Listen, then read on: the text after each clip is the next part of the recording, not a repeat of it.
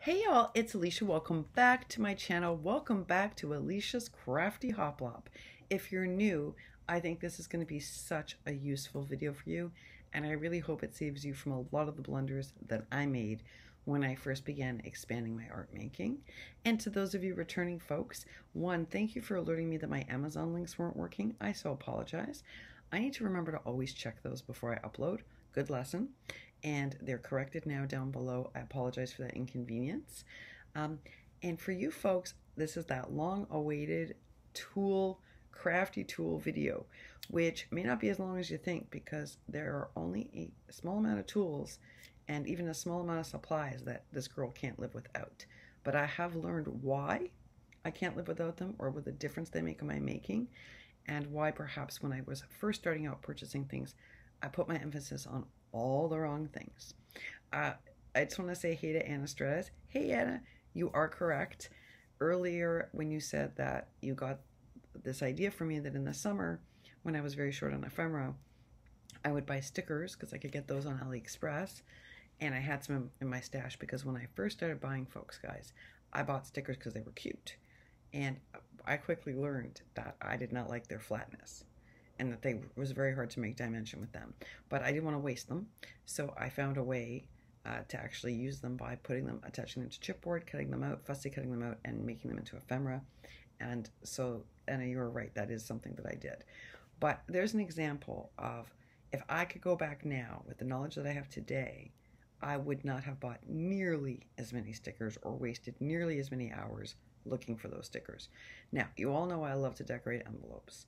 The outside of my envelopes, my Happy Mail envelopes, when I have time, and that's what I use the stickers for in addition to the ephemera. But I have to tell you, unless they're super special and dimensional, like those wonderful ones that Marilyn alerted us to. Hey Marilyn, the ones that work with Dolce and Carousel, or the ones that I just got for sharing more to match maybe her packaging, I'm just not interested anymore. I know it about myself.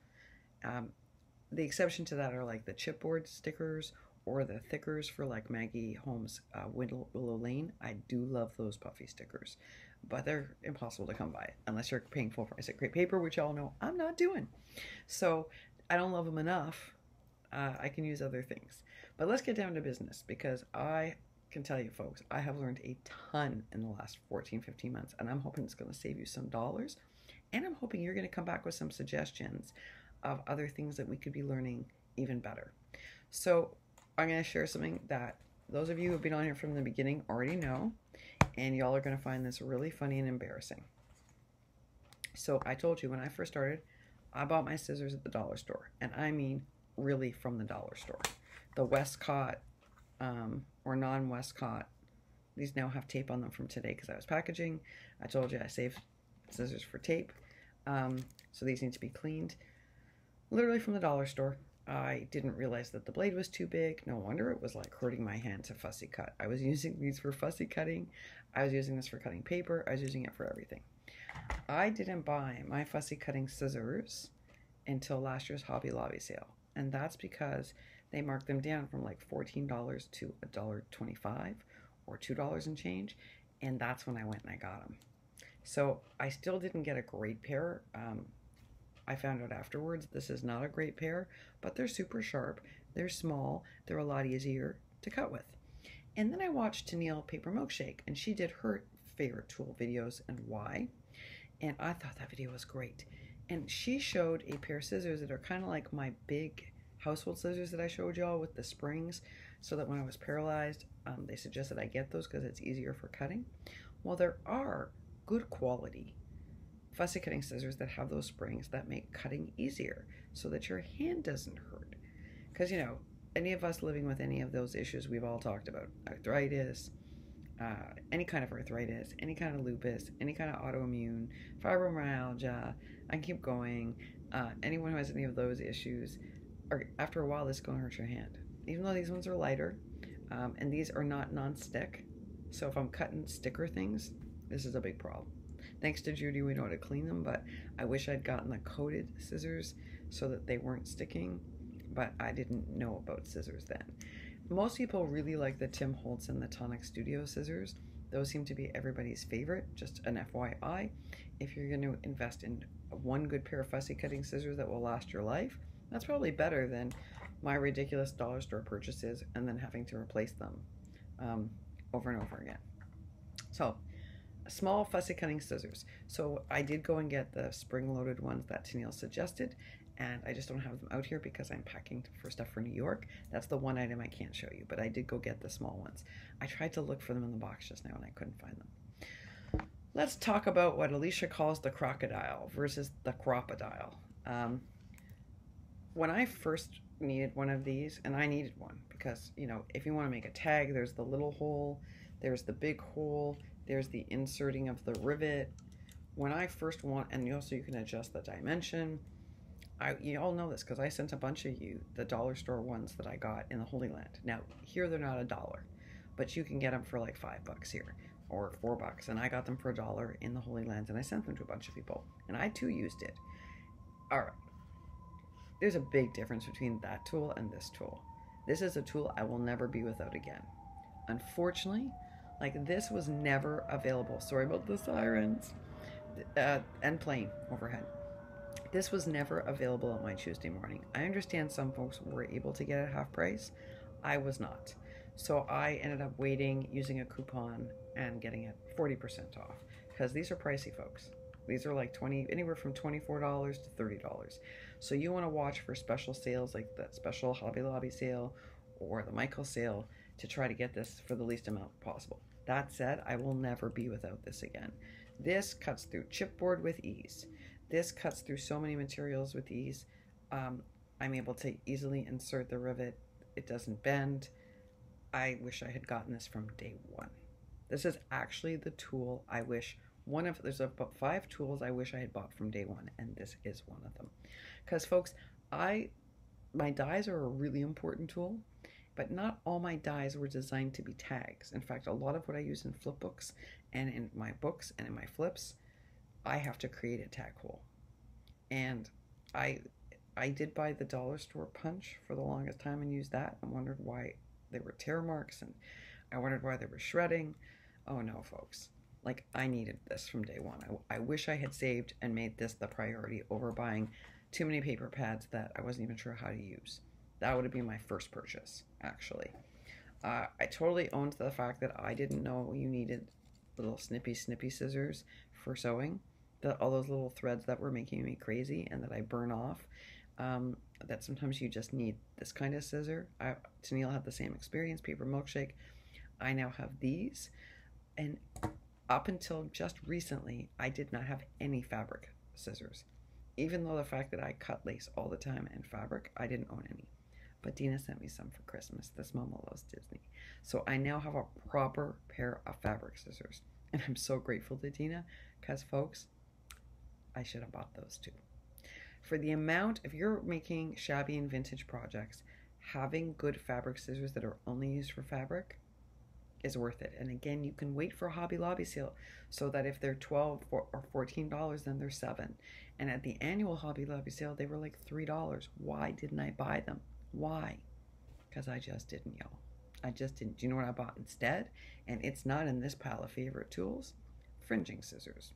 They went on sale at Hobby Lobby from like $15 or $14 to $2.25. So I bought them because I thought, oh, it'll be so much faster. Folks, I don't care for those fringing scissors very much. I don't think they cut that well. Most of the time, I just use my fussy cutting scissors. So instead of getting the fabric scissors that I needed, I bought the fringing scissors. So yeah, there was a lesson. There was a lesson. All right.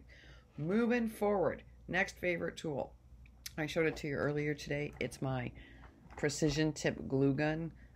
I told you I was super frugal, so I bought a $4 glue gun when I first started. This was only $7 and change, but anyway, I bought a $4 glue gun.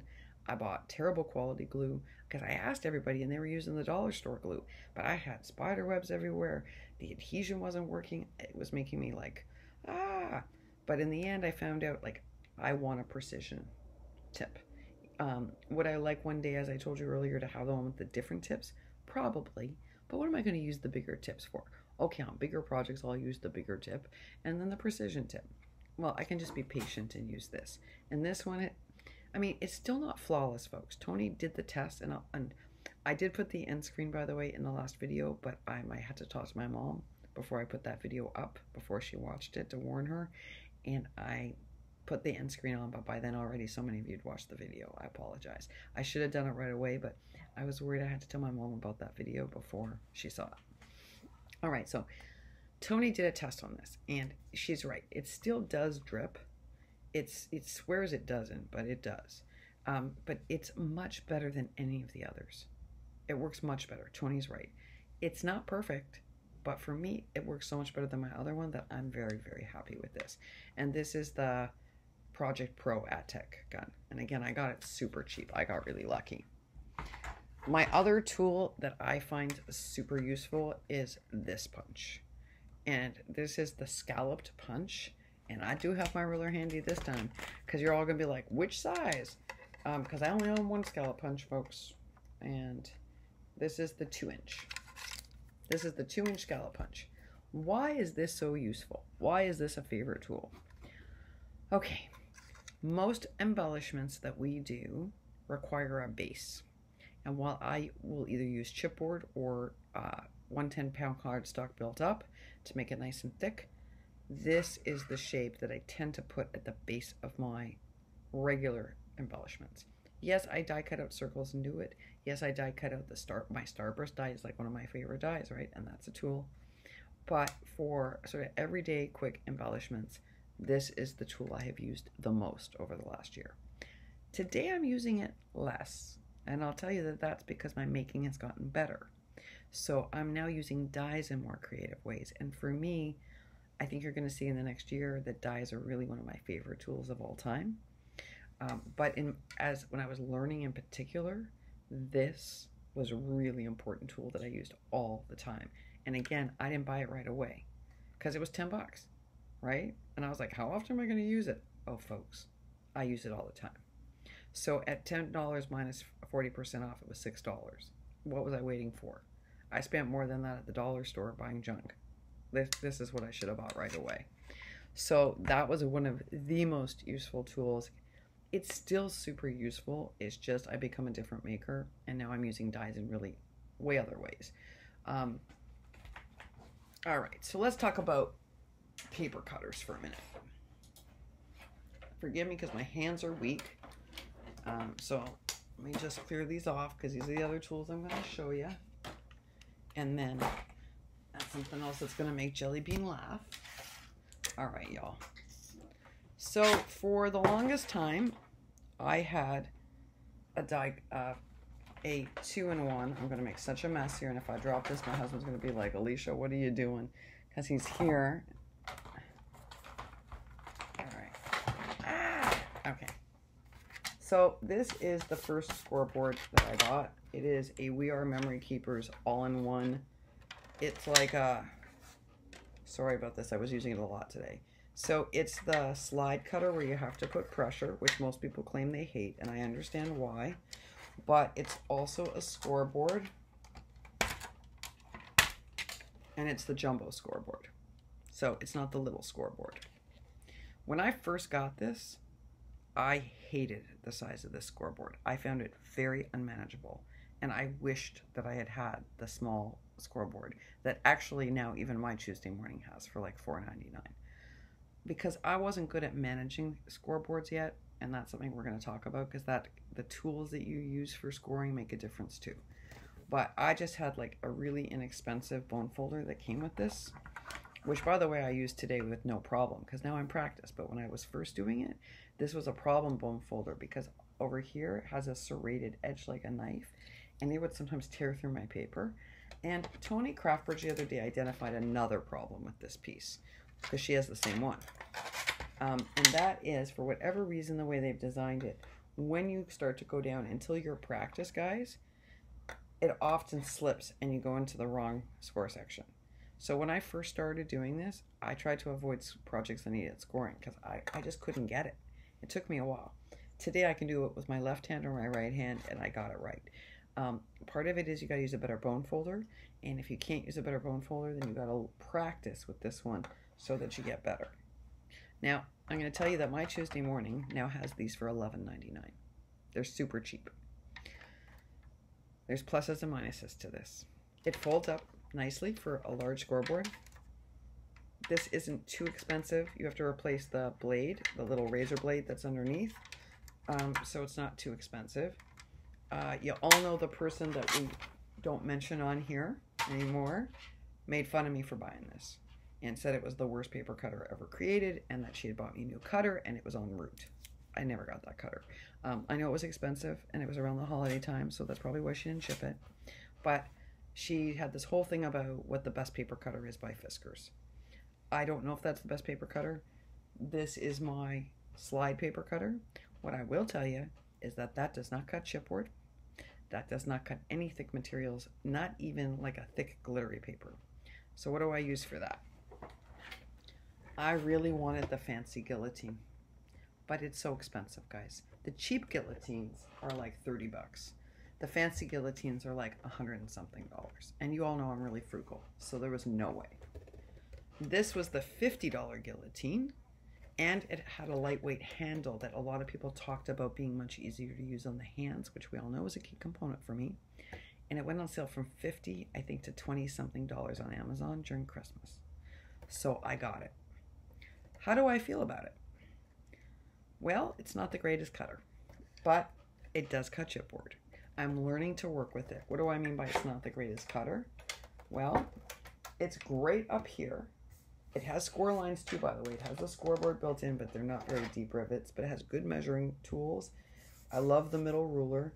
It cuts great up here, but when I'm doing a heavy piece of chipboard and bringing it, and if it's a full sheet down to here, the bottom almost doesn't ever cut all the way through. Yeah, I'm not in love with this at all. This one is made by a really reputable company. What's the name of it? I did a lot of research before I paid the money for this, and people claimed they loved it. Oh, it's Swingline. It is a Swingline. So, Swingline is like the kind that they made when I went to school, and those paper cutters lasted forever. I mean, they lasted like 40, 50 years. I wish I'd bought a vintage one, but I didn't come across any. I don't know if it is a lighter handle, so it's easy for me to use, but I am having some trouble. It does not cut well when I'm doing a 12 by 12 down here, if it's 12 by 12 chipboard. I'm working on it. It's improving.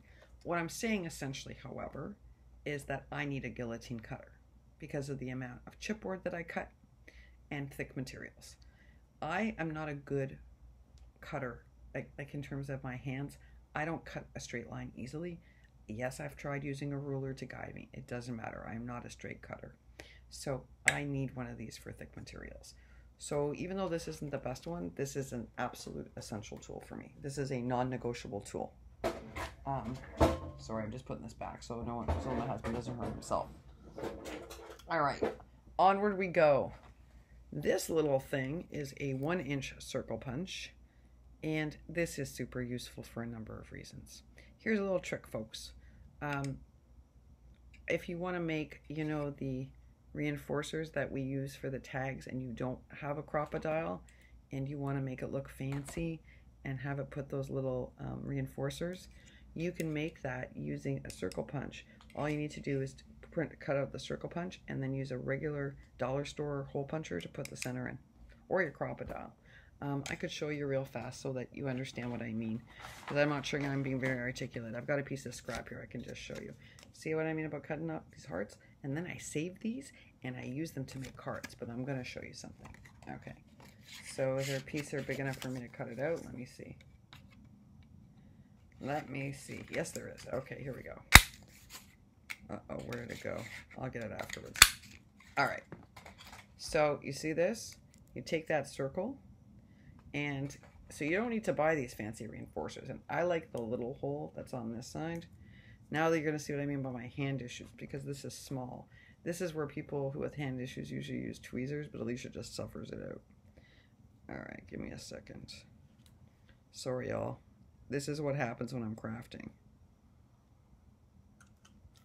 All right, there you go.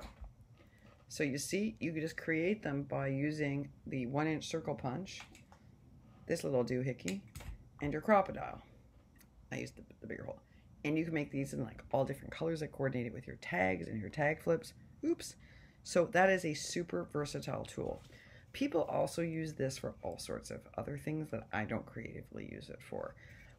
I use it for centers of small rosettes, both crepe and regular paper rosettes. I use it for the back of teeny mini wands. I use it for very practical purposes, but I understand people can use this for all sorts of creative things. You can make little mini snowmen. You can make your own little mini sunshine. I'm working on something that I don't want to reveal, where I actually am using this for something that when I show it to you, you'll be like, you made that with that bunch. These are about $4.99 minus 40% off at a Hobby Lobby. You can order the one on AliExpress. I understand they're not very good quality. So I haven't personally ordered them, so I don't want to say that for sure. Just telling you what word on the street is. So you may just want to pay, $3 at Hobby Lobby or Michael's or wherever with a coupon to get one of these. So that's an essential tool I am not willing to live without. Wire cutters for me are a really important tool. I do wire wrapping. I use wire for jewelry. I use wire for, but I bought mine at the dollar store, folks, and they have worked fine. And I bought them in the floral department there, and I have had no reason to buy any others. So I did use these really awful needle nose pliers from the flea market for a very long time. And I really struggled with jump rings because of my hands. And I'm going to tell you, y'all know this, I've been trying to make a chunky charm for both Jelly Bean and for Carmen, and it's a no-go, folks. Let me just tell you, it is a no-go. I so struggle with the jump rings. I so struggle with doing it that in order for me to build it, I think I would need like 6 months with breaks. I'm not kidding. I need to figure out a better system. But I can make a simple charm tassel, which I have made for them, but not the chunky. So these are really important for someone with hand issues again, and I didn't appreciate that. So I bought mine at the flea market or the dollar store. I think I bought them at the flea market. And they just didn't work as well. Their spring wasn't very good. It was painful. This is a 3-in-1 from Hobby Lobby, so it actually does have a cutter. It also has the presser, so you can squeeze down, and the needle nose. I'm always weary about 3-in-1s, but these actually work okay. These were $7.99 minus 40% off coupon, so not excessively expensive, but I do need them just to even put a jump ring into a project. Now, the other day, I still struggle with that, by the way. That's how many problems I have with my hands. But I watched a video the other day, folks, and I saw that most people use 2 of these to do the jump ring, and it's simple. So I learned a lesson. In the Holy Land, I had gotten a kit from Ali, a jewelry making kit that was really inexpensive. And the pliers weren't that great, but they actually were good enough. And it came with some other little tools that made bending and doing stuff easier. I don't know why I didn't bring that to Florida, but I didn't. And so I had to get me one of these because this is a must-have. I can't do any dangles, any charms, anything without this. Not without it. All right, we're almost done there. Believe it or not, folks, I don't have that many tools that I think are that necessary. I think a bone folder is necessary because I make books and folds and creases. You can use the ones that come for free like this one. A weighted one is probably better for you. The more weight you have, the better crease you're going to get without working too hard. On 110 cardstock, you'd have to do it like 5 times. You can though. I mean, I've been using it. You can. The heavier Teflon coated ones are much better. I have a great bone folder in New York, but I do not have the same kind of bone folder here. So I do use the inexpensive ones here. Am I eventually going to get the Teflon coated one? Yeah, probably. Just because I find the weight of it better. I did see that people are using the We Are Memory Keepers wide paint scraper kind of bold folder. But for me, I need these ones because I need to be able to get into corners. Because sometimes when you lay glue down, you got to really get into the corner, and those big ones don't let you do that. The big scraper one, like I got in the Holy Land, but that was like really cheap at the hardware store, is better for bone folding when you're doing large book sheets. And these are better for smaller. Oh no, I just froze the video. Okay, so this is part 1. I'm going to come back with a quick part 2 because, well, maybe I don't even have to do a part 2 because there's really only a couple of other tools and they're real simple, like for cleaning, actually. That's not true. There has to be a part 2. I can't believe I just ruined this video. I so apologize, folks. I know not to move quickly, and I keep doing it. All right, stay tuned for part 2.